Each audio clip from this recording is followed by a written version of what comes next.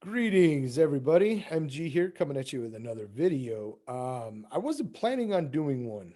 It's morning here. At the time of this recording, I just woke up. Maybe you can tell, but I did see on my news feed that some important news. What could it be?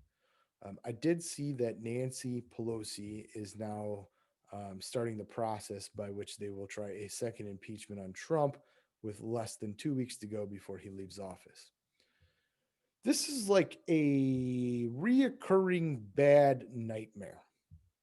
Um, the first impeachment was based on a cooked up Hillary DNC hoax. It was a conspiracy theory that the Democratic Party used and the corporate media used to try to impeach a sitting U.S. president. And that's what it was. This is not up for debate. Okay. The FBI agents were in front of Congress and admitted to, falsifying, signing things they knew were bullshit. And that's just the tip of what went on there. I don't want to go down all that road because that's not what this is about. This is like a bad reality television show that just goes on and on and on and on. We are literally an embarrassment. This is a disgrace. It's a fraud. Our government is a fraud. It's two crime families who are in competition, okay, to get the return money from the corporate welfare state. What do I mean by that? They create a bill, they print the money, goes to the corporate welfare state, whatever corporation gets it, and then that corporation then eventually reciprocates that money in campaign contributions and suitcases. Legally, illegally, in my opinion, it's a scam. And I'm allowed to have that opinion as a citizen of the United States. I believe that they're two crime families, okay, and they're running a syndicate with the fascist corporations. Okay, there's a lot of evidence that supports me. There's not a lot of evidence that supports the opposing viewpoint that this is all legitimate government. Okay. Now, I'm not just bashing our government. We all know, if you're a student of history, that all governments are failures in one sense or another, or corrupt, etc., etc. But the corruption in this government, and I'm calling it right now, the United States is a failed state. You have two crime families creating money, giving it to corporations, their buddies. The corporations then use that money that is theft, stolen from the American people for their welfare, okay? Corporate welfare. And then they slick them and grease them on the back end. And that's effectively, basically, our operational federal government. Now, I don't know about you guys,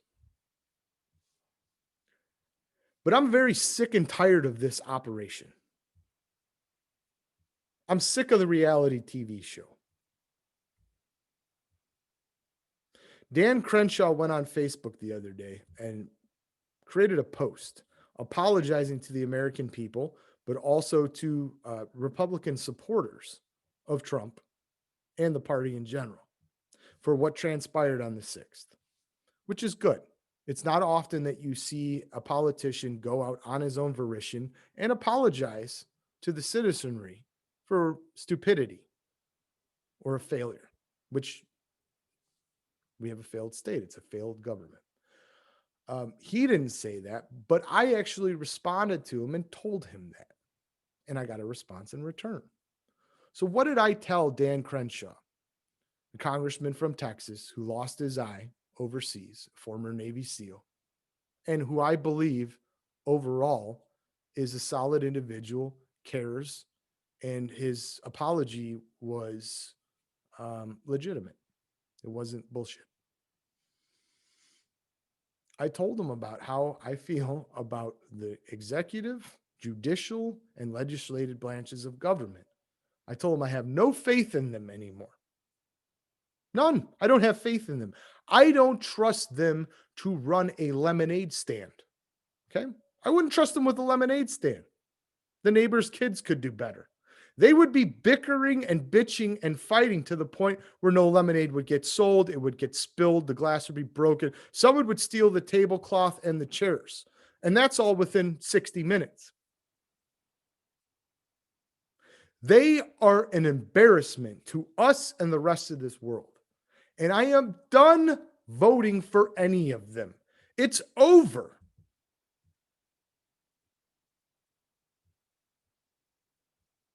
I'm no fool. You screw me enough times, it's done. It's over.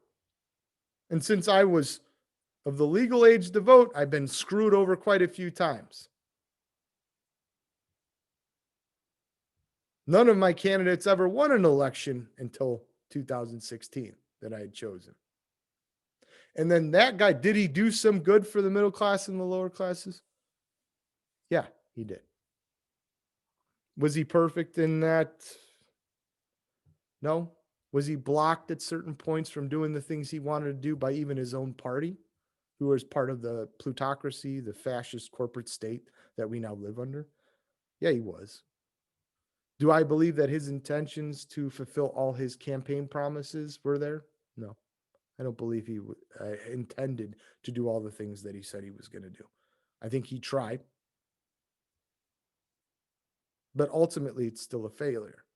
Because now he's leaving office. And look who's coming in.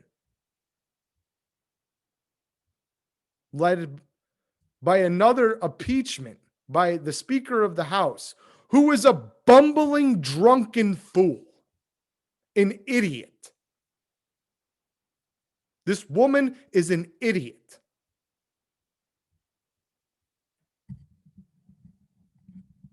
She is the epitome of grandstanding, soapbox orating, babbling nonsense. She does nothing of consequence for anybody except for herself and her party and her people that join her coalitions to get things done, that all reap the rewards of her amazing fundraising through corporations. She's the number one. That's why she's the speaker. She's the number one fundraiser. Why? She's in San Francisco. And who's in San Francisco and Northern California? Tech giants, maybe?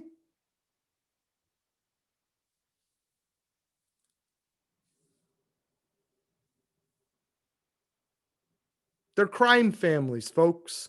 The Republicans and the Democrats. In sticking with my pleas for unity here on my channel and all over social media, Twitter, everything.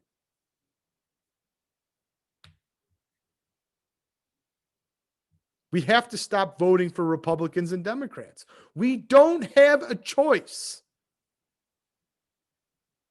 The one great thing Trump did that I don't even think he intended initially, I don't know about now,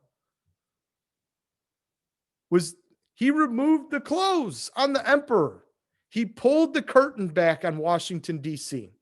and showed all of us just what a slimy shithole that place is. We all knew it was bad. We all knew it was corrupt, okay? If you have any awareness in the political realm. He showed us the true colors, what it really looks like in Washington, D.C., and how these idiots that govern over us are nothing short of failure in every facet. The progressives are now learning that with Biden coming in. He's on tape, not going to do anything. AOC and the crew, idiots, yes, but they were backstabbed again.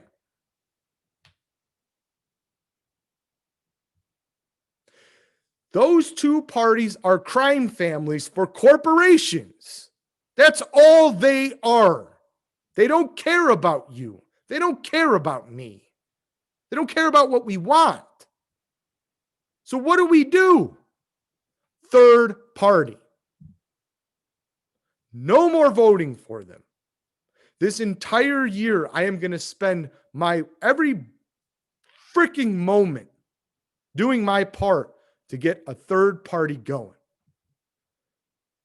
Now, a friend told me about the People's Party, and then I saw it when Jimmy Dore had somebody on his show talking about the People's Party.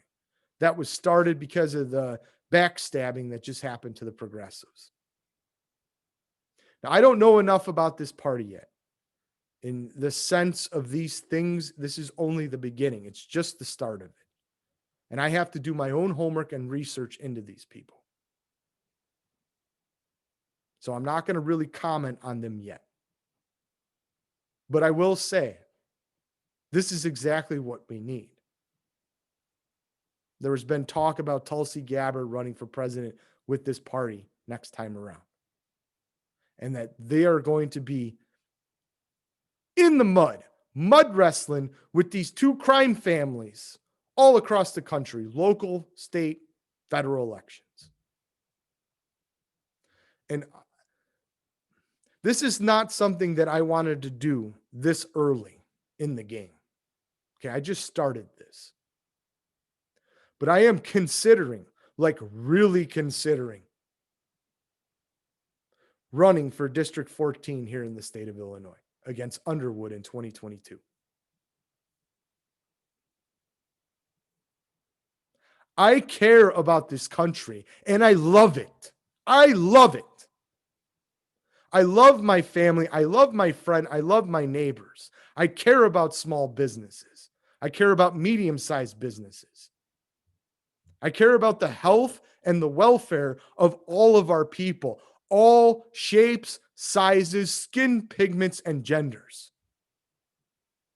And no matter where we disagree on certain things, okay, we have to find common ground. We have to come together. That's the message. That's what I'm preaching from my pulpit here. We have to find the commonalities that can bond us together so we can join a third party that is effective and does something called winning. The other third parties through American history, for the most part, at least in modern times, they talk a great game.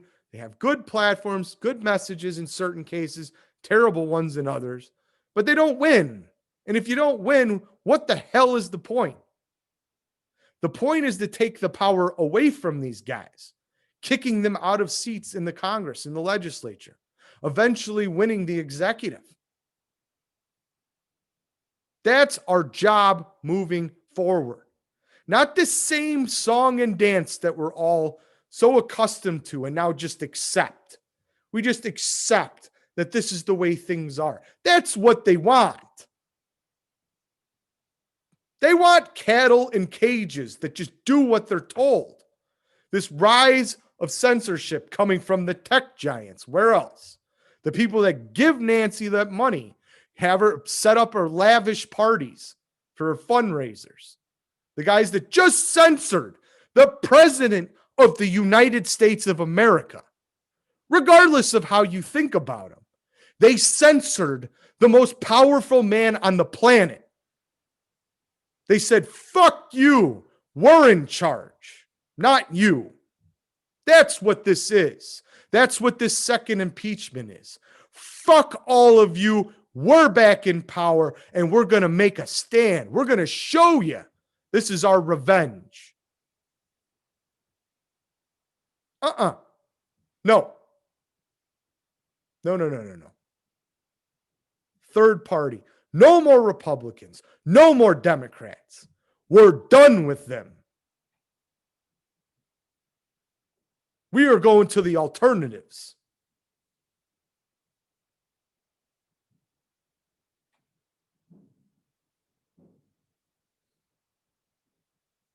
If you care about this country like I do, you love this place like I do, you'll join me in that journey. Wherever that road leads coming up. I don't know. But I am going to give everything I have, everything I am, into doing my small part or big part, wherever it leads, whatever eventually it becomes, to make this goal a reality. That being taking power away from them and bringing it back to us. the way it was supposed to be. If you agree, like, subscribe, comment. If you have other parties that you think I should be looking into, comment.